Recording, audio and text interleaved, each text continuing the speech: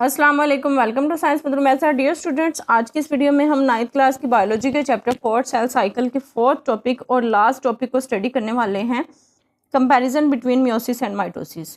आज इस वीडियो में हम देखेंगे कि मियोसिस और माइटोसिस में क्या फ़र्क है, इसके अंदर कौन कौन सी चीज़ें एक जैसी हैं, क्या इसमें सिमिलैरिटीज़ हैं, कौन कौन से डिफरेंसेस हैं। सबसे पहले तो हम इसको डेफिनेशन के तौर पे कॉन्सेप्चुअल देख लेते हैं कि मियोसिस और माइटोसिस में क्या फ़र्क है।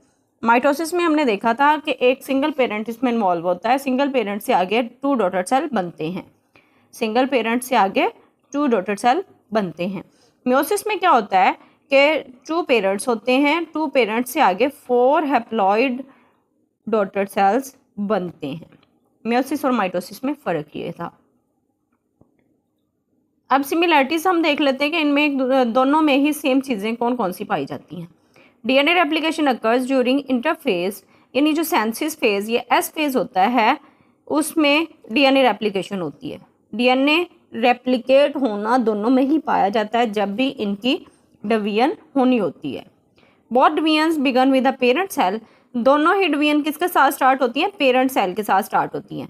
That has chromosomes in pairs, दोनों के पास ही जब क्रोमोसोम्स होते हैं वो जोड़ों की शक्ल में होते हैं, पेयर्स की शक्ल में होते हैं, तब डिवीजन स्टार्ट हो जाती है। In both divisions, chromatin condenses and chromosomes become visible during prophase। हमने पढ़ा था कि जो प्रोफेज होता है, इंटरफेज में तो ये पढ़ा था ना, क्रोमोसोम्स जो होते हैं वो कंडेंस होते हैं, इस तरह वो धागों की शक्ल में होते हैं, जबकि जब वो प्रोफेज में आते हैं माइटोसिस के या मियोसिस के, तो उसमें क्रोमोसोम्स विजिबल हो जाते हैं। वो जो कंडेंस मटीरियल होता है वो एक शक्ल इख्तियार कर लेता है, तो वो शक्ल क्रोमोसोम की बनी होती है। क्रोमोसोम विजिबल हो जाते हैं, जो दिखाई देना शुरू हो जाते हैं। Both mitosis and meiosis involve the formation of spindle apparatus. अब माइटोसिस में भी स्पिंडल अपरेटस बनता है और मियोसिस में भी स्पिंडल अपरेटस बनता है। स्पिंडल्स मतलब कि जो साइडों से ऐसे ऐसे धागे निकले होते हैं। Both involve prophase, metaphase, anaphase, telophase. अब हमने माइटोसिस में भी पढ़े कि ये 4 फेज होते हैं, प्रोफेज, मेटाफेज, एनाफेज, टीलोफेज, और मियोसिस 1 में भी ये, मियोसिस 2 में भी ये सारे फेजेस होते हैं। मियोसिस में उसने कहा 2 राउंड्स होते हैं।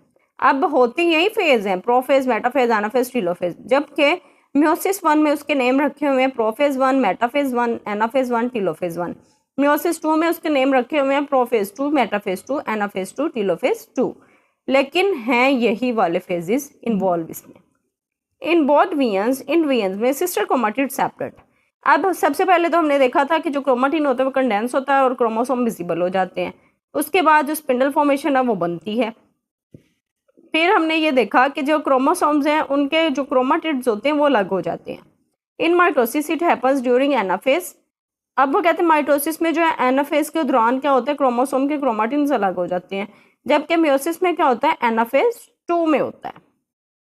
एनाफेज 1 में नहीं होते क्रोमाटिड्स अलग, जबकि एनाफेज 2 में, मियोसिस 2 में जाके ये हो रहे होते हैं। Cytokinesis occurs at the end of both divisions. अब वो कहते हैं कि चाहे मियोसिस हो चाहे माइटोसिस हो, साइटोकाइनेसिस यानी जो साइटोप्लाज्म की तकसीम होनी है वो एंड पे ही होनी है, लास्ट पे ही होनी है।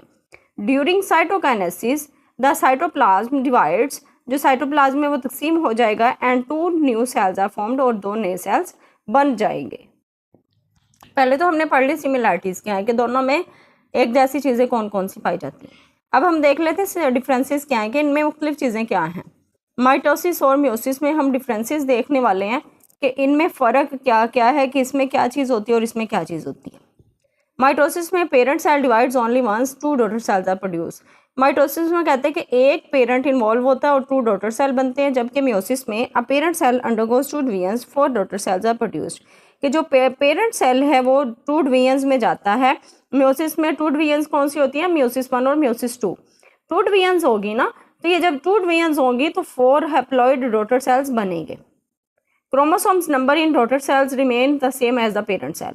अब देखें, जब इसमें सिंगल पेरेंट इन्वॉल्व है तो आगे जो डॉटर सेल बनेगा तो उसमें भी क्रोमोसोम की तादाद वही रहेगी ना जितनी उसके पेरेंट सेल में थी, तो उसने टोटल की टोटल तादाद ही पेरेंट सेल से लेनी है, तो इसलिए डॉटर सेल में जो पेरेंट सेल की अंदर जितनी क्रोमोसोम की तादाद है उतनी ही रहेगी। मियोसिस में क्या होगा, the chromosome number is reduced by half in daughter sales, के क्रोमोसोम की जो तादाद होगी वो हाफ होगी डॉटर सेल में। अब कैसे हाफ होगी? अब देखिए वहाँ पे क्या था, सिंगल पेरेंट इन्वॉल्व था, इसमें डबल पेरेंट इन्वॉल्व है, तो वो डबल पेरेंट जब इन्वॉल्व होगा, अब देखें दोनों पेरेंट्स अगर 46 देंगे तो वो तो क्रोमोसोम्स की तादाद ज़्यादा आ जाएगी, एरर्स आ जाएंगे उसमें। तो ये क्या करेगा, ये हाफ क्रोमोसोम की तादाद लेगा।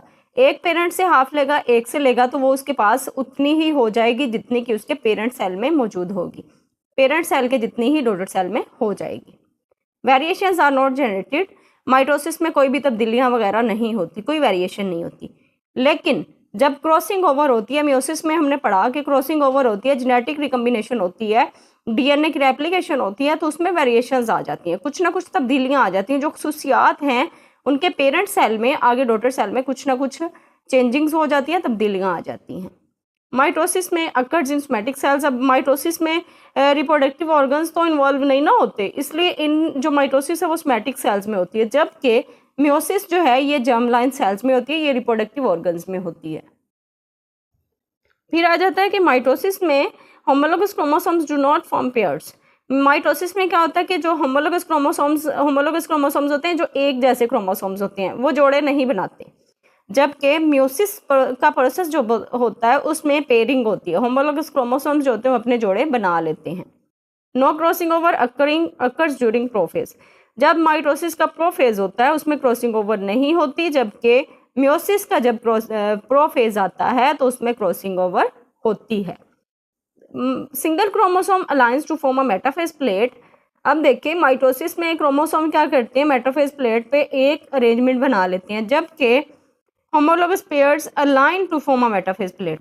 अब इसमें क्या करते हैं क्रोमोसोम्स, अब देखिए ये क्रोमोसोम है ना, इसने क्या करना है माइटोसिस में, इस तरह 4 जो क्रोमोसोम है ना उन्होंने मेटाफेज प्लेट में अपने आप को अरेंज कर लेना है, जबकि मियोसिस में क्या होता है वो अलाइन कर लेते हैं पेयर्स को। अब देखिए इस क्रोमोसोम के साथ ये क्रोमोसोम जुड़ गया, इस क्रोमोसोम के साथ ये क्रोमोसोम जुड़ गया, तो ये दो जो हैं एक ऊपर हो जाएगा अलाइन, एक नीचे मेटाफेज प्लेट पे अलाइन हो जाएगा, ये पेयर्स की शक्ल में होगा। यहाँ पे क्या होगा, सिंगल सिंगल होगा, यहाँ पे पेयर्स की शक्ल में होगा, यहाँ पे ये फर्क आ जाता है।